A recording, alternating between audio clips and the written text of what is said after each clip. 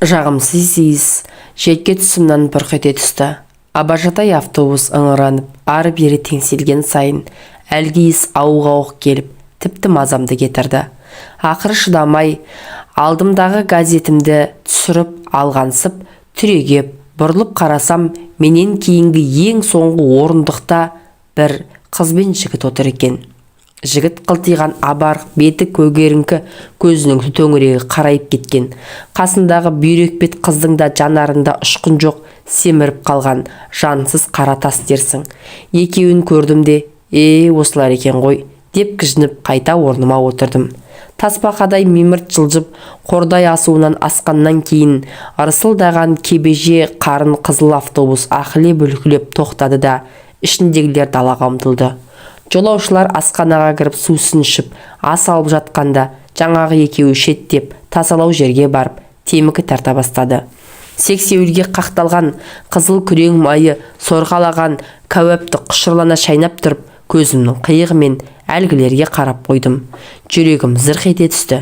Мәссаған, мыналар кезек-кезек түтінін сыртқа жібермей, құмырлана сорғыштап тұр ғой. Әй, сормаңдалар-ай, екеуі де нашақор екен ғой. Адамнан ит боп туған шірік, бұралқы сорлар-ай, азғындар-ай. Екеуі де ыржалақтай асханаға кіріп келгенде, әлгі жерге барып, олар лақылдатып тастаған темекі тұқылын теуіп көрдім.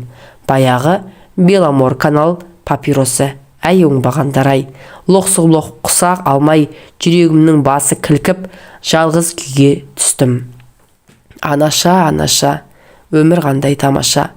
Баяғыдағы сұмдық оқиға көз алдыма тіреліп тұрып қалды. Әскерде мен сонау қиыр шығыста Хабаровск пен Владивосток деген қалалардың ортасындағы кішкене Лаза деген станция жанындағы заставаны шекарашы болғаныма 6 жыл асқан кез. Жаздың бір ыстық буған күннің бірінде бізге 2 жауынгерді әкеліп қосты. Екеуі де мәскелдік, қызыл мұрын, иілген Владимир дегені мені өзіне жақындатып, артық ауыз тәтті беріп, күле сөйлеп, ішіне тартып барады. 19 жастағы тепсе темір үзетін аңғал да, арда шақта еш нәрсенің көп байыбына бара бермейтінбіз. Біз әлгі түсімізге көрмеген электрлі сақал алғыш сыйлады, жиі әке-шешесінен посылка алады, әрдайым маған ықыласы бөлек түрлі-түрлі конфет шоколадтарға мені қарық қылып тастайды. Бірде шекарада екеуміз бірге күзетіп жүргенбіз. Сендерді анаша деген өседі ғой дегені. Естім де естімегенсідім. Білмеймін деп ақталдым. Сен достарыңа хат жаз, шу деген станцияда бұл өте көп. Далада егіндей жабай өсіп тұрады. Саған посылкамен салып жіберсін. Ақшасын беремін. Тіпті болмаса сатып, бай болып кетеміз. Сатып алатындарды өзім табамын, дейді. Шошып кеттім. Ол кезде шетелде нашақор, наша деген бәлелер бар дегенде еміс-еміс еститінбіз. Ал тура қазақтың біздің жерде егін өсет дегенде сенбеймін. Анаша деген сөз алғаш маған тозақ, тажал деген сөз болып елестеп естідім. Владимир маған қымсынбай айтып тұр. Күзге салым шекарадағы бағаналарды күзетіп, түптерін қатайтып жөндеу үшін бөлмедегілерді бөліп тастағанда Владимир екеуміз ең шеткі алыс түкпірге бөліндік. Владимир бізді әкеліп тастағандар кетісімен төңіректі шолып шықты да, қызыл мұрын ысқылап қойып көз жайнап сақ-сақ күлді. Николай, қарашы, қандай ембайлық. Міне бері кел. Қара сора басындағы үлпілдеп бір кепкен бүрлерімен қоса қураған жапырақтарын жинап, гимнастеркасын шешіп, жағасын 2 жеңін буып, соған нығыздап толтыра бастады. Бұл анаша, енді кайф өмір сүреміз, дейді зөреп. Маған таңсық қызық. Адамнан бір нәрсені жасырсаң, көргенше құмартатын аңсар әдет бар ғой. Кел, Николай, көмектесіп жібер, деп мені шақырады. Шекарадағылар мені қазақша атыма тілі келмей Николай деп атайтын еді. Әлгі жинаған қара сораны алақанымен үсті-үстіне үйкелеп сықлайды. Біраздан кейін қолымызға жұққан шырайларды қырғыштап, түйіртек жинап алғанда, бөдененің жұмыртқасындай қап-қара шар болды. Оны алып, тас үстіне қойып, таптап, ұрғыштап, иін қандырды. Содан кейін консерві қалбырына салып, астына от жағып кептірді. қытырлап кепкен қап-қара шайырдың шетін сырт еткізіп бір түйір сындырып алып, бөлектетіп газетке жақсылап өкті. Қалтасынан папирос шығарып, оның бір талындағы темекімен жақсылап үлгіткен үгіткіні араластырып, әлгі папиросына қайта орап, тыққыштап толтырды. Папиросты қырт еткізіп, шырпымен тұтатты да, түтінін сыртқа қаратпай, екі алақанмен тұмшалай жауып алып, құмарлана сұрғанай. Ғұмыры нашақор дегенді тұңғыш көруім сонда. Сен жан баласына мұны айтпа, соттап жібереді. Совет заңы қатал, шетелде рахат қой. Қай жерге барсаң да, қанша тартсаң да өзің білесің. Ол жақта бұл тіпті арзан дейді. Мә Никола, бірдеңе аларсың өзіңе, деп 3 сомды қалтама тыққыштап салып жіберді.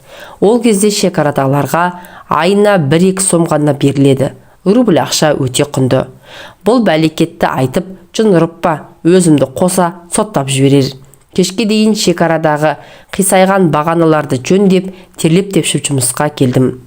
Владимир касиягын тартып, сухарикті гүрс-гүрс шайнап, қара суды қылқ-қылқ жұтып, ыржың-ыржың күліп жатты да қойды. Мынау нағыз байлық қой.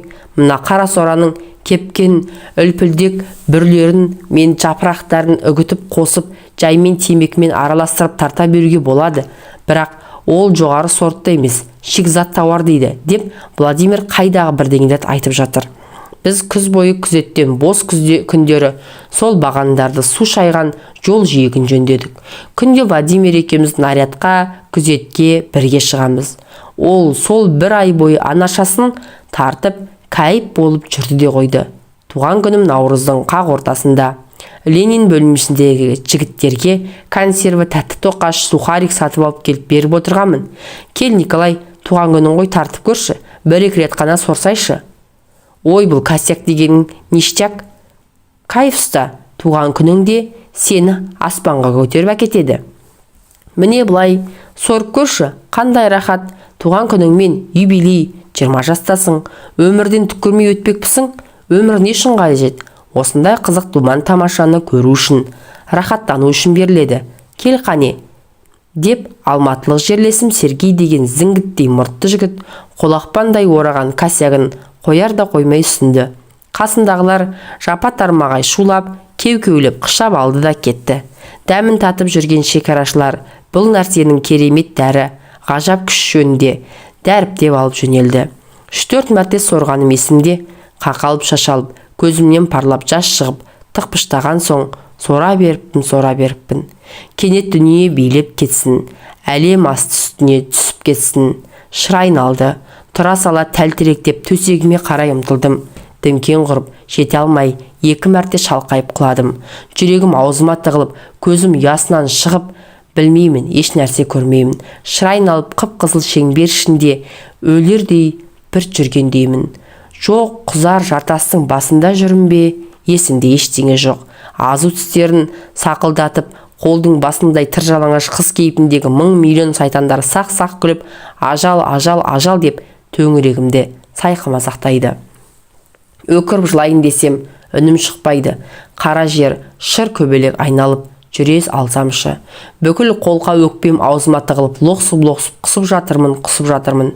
Біреулер мені ит үргендей дырылдатып сүйреп апарып дәретханаға шешіндіріп тастап, шлангымен аққан тастай сумен шомылдырадай кеп. Үстіме мінген жын шайтандар суға шалпылдап секіріп, сақ-сақ күліп асыр салады. Бүкіл ішек қарным түгел ақтарылып кеткен шығар. Ішімде ештеңе қалмаса да лоқсимын кеп. Жанымда қоярға жер таппай бетон еденге ар-бер дөңбекшісем, үстіме лақылдата су құйып тұрған жауынгерлер рахаттана қызық кино көргендей тамашалайды. Түні бойы алас қағып, айқайлап, не істеп не қойғанымды білмей, таңға жуық есімді жисам, мені төсегіме тас қылып байлап тастапты.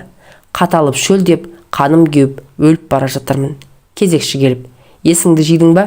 Деп қорқа сұрады. Өй, сен нағыз бой бермейтін жынды екенсің ғой. Әрең дегенде әйтеуір байлап тастадық, деп қол аяғымды шеше бастады. Буылған жерлер қанталап, көгеріп ісіп кетіпті. Бір жақ көзім ашылмайды. Кеудемді көтеріп тұра алсамшы, кезекші әкелген күрекше суды сіміріп алып, қайта сылқ етіп түсіп ұйықтап кетіппін. Үстіме құйған судан өкпеме суық тиіп, госпитальдан бірақ шықтым.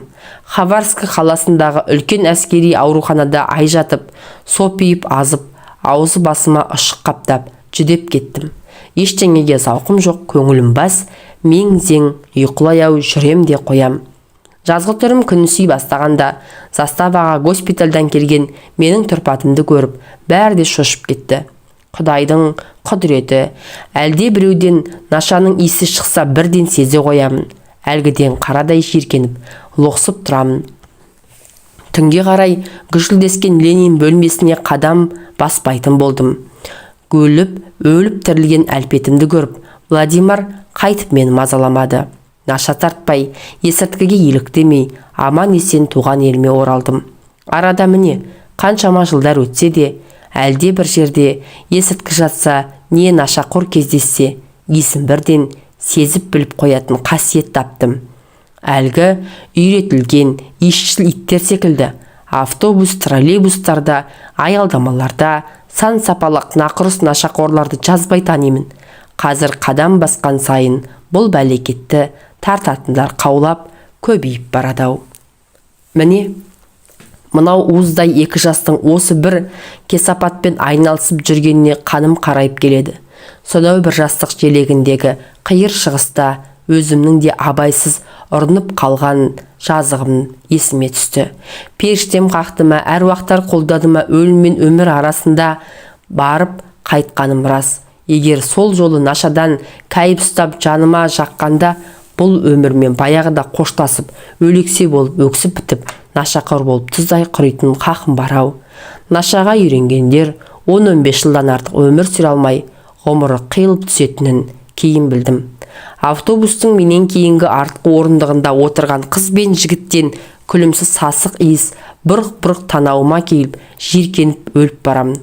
Кекіріп лоқсып барып қайттым. Құсып жіберсем, масқарам шығады. Кім түсінеді оны? Артымда отырған екеуі кайып ұстап ыржың-ыржың күліп мәз болып отыр. Өлетін балапандай шиқ-шиқ етеді. Несіне мәз болады екен бұлар? Қасіреті қалың, сормаңдайлай ғой бұлар. Әке-шешелері бар шығар, олар білер мекен. Адам түріндегі айуан ғой бұлар. Титтей бір атым түйіршік үшін ештеңеден тайынбайтын жауысқан жерлер. Суға салған тердей сілекпеш шыққан тірі тұлып өріп жүр ғой. Қара құрым қаптап кетті. Мектепке де, институт қызметтерде де осылар жеткілікті. Қасірет-ай десеңші. Меркеге жете бергенде, Аспара атты көгорай қамысты жерде, вагон үйлерде орналасқан қаз-қатар асханалар жанында автобусты тұмау тиген пышылдатып тоқтатқан күжбән шойынғара шофер. Түсіп тамақ ішіп алуға 30 минут деп күж ете қалды. О ал не, түсікке берген астары тіл үйрер дәмдақ. Оңтүстіктің асхана дәмханаларының кез келгеннің әзірлеген тамағы тіл үйретін дәмді ғой. Қымызы да бабымды екен. Екі жанан ішіп едім, маңдайым жіпсіді. Дембілше келген қызыл шырайлы келіншек бәйек болып қолға су құйып, сүлгі беріп, елпілдеп кетті. Баяғы интернат, одан әскердегі әдет бойынша мен тамақты тез-тез ішіп аламын. Бұл жолда елден бұрын түстеніп, тамақ сыңсын деп ары-бері жүргістеп жүргенімде, қаптаған вагон асханалардың артынан бағанағы қыз көрінді. Көзі қызарып, домбығып, томсырайып алыпты. Сірә жылаған-ау. Автобусқа түгел отырып, жүгіріп кеткенде де жігіті көрінбеді. Қыз артында шошайып жалғыз отырды. Меркіде үйлену тойына келген автобустағылардың дені түсіп қалып, ішінде 3-4 қана жолаушы қалдық. Орнымнан тұрып, қыздың жанына келдім. Жаныңызға отыруға болады ма? Мейліңіз, деді, ерні болар-болмас жыбырлап селқос қана. Меркіден ары қарай жол жөнделмеген. Ойдым-ойдым, автобус сырк-сырк етіп қолқаңды үзіп жібере жаздайды. Қайда барасыз, қалқам? Ол маған жақтырмай бажырайып қарады. Мына үлкен кісінің не бұзық ой бар деген таңданыс пен жек көрінішті көз қарасты байқадым. Вановкаға, қазір Тұрар Рысқұлов ауыл емес пе? Я, солай ғой. Жаңағы жігіт кімің? Қарағым, күйеуім. Не қылайын деп едіңіз? Жай әншейін. Келіншек екен ғой. Ол әңгімелесуге жауқыз оқ, ерні шірпейіп сүлесоқ отыр. Қарағым, неге наша шегесіңдер дегенімде, келіншек орнынан ыршып тұрып, қасқыр көрген еліктей маған шошына қарап, алақтап ес шықты. Ағасы, аға, көке, қайдан білдіңіз? Сіз кімсіз? Тартпайым мен. Сабыр қарағым. Отыр орныңа, тыныштал. Ақырын сөйле, мен бәрін білемін. Сен де, күйеуің де наша шегесіңдер. Жалтырмай-ақ қой. Сіз кімсіз аға? Мен сіз бе? Жазушымын. Органның адамдары сияқтысыз. Жоқ, мен жазушымын. Бірақ мен бәрін білемін. Екеуің де құмарсыңдар, ол көптен тартады. Ал сен кейін жақында әуестенгенсің. Ол үндей алмай, шөжіп, маған жаутаң-жаутаң қарайды. Органның адам емессіз бе? Жоқ дедім ғой. Ант етіңізші. Міне, қараш сенбесең, деп сөмкемді ашып, жолға алып шыққан соңғы шыққан 2 кітабымды жазушылық куәлігімді көрсеттім. Ол суретіме маған қарап-қарап иланғандай болды. Тағдырларыңа обал ғой, жастай қиласыңдар ғой. Енді қайтем, қоялар емеспін. Кім тартқызды саған? Ешкім. Күйеуімнен естігем. Мен баяғыда әскерде анаша оқиғасын қысқаша айтып бердім. Міне, анашаның иісін содан біліп қоятын ерекше қасиетім содан пайда болды қарағым. Аға, сенесіз бе? Өлгім келеді, деп ол сұлқ түсіп, маған көзін тесірейте қарап еді. Жүрегім су ете қалды. Мына келіншек түбі өз-өзіне қол жұмсауы кәдік. Өлі мен тірінің арасындағы бейбақ. Ол жұқалап жайымен өмірін айта бастады. Екеуміз бір колледжде оқыдық. Бірге, әдемі жігіт, әдемі киініп, әдемі сөйлеп жүріп, қалай үстіне түсіп қалғанымды өзімде білмедім. Онда топ толғы сіңгітті ері болатын. Кейін ғой азып тосып кеткені. 2 қабат болып қалған соң амалсыз үйлендік. Қарным шермейіп жүргенде байқасам, ол наша тартады екен. Бала тапқан соң мені тастап кетті. Жындана жаздап темекі шектім. Қара бет, көрінбе, күйеуіңнің табанын жала. Сол босағадан өлігің шықсын деп әке шешем жолатпады. Қуды. Ақыры белімді буып, баламды көтеріп, Алматыға келіп, іздеп тауып қайта тидім.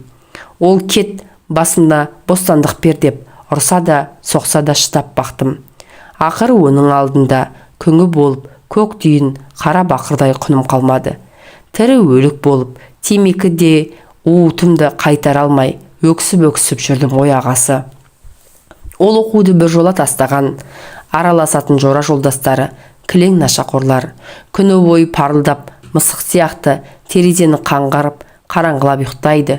Түн баласы шегіп алып кайып ұстап, қаңғып кетеді. Не ақшасы жоқ, не пайдасы жоқ. Аш жалаңаш, пәтерақыға белшеден қарызға батып, кішкентай бөпем екеуміз қосыла жылап дал боламыз. Қит етсең ұрып соғып тепкілеп тастау әдетіне айналды.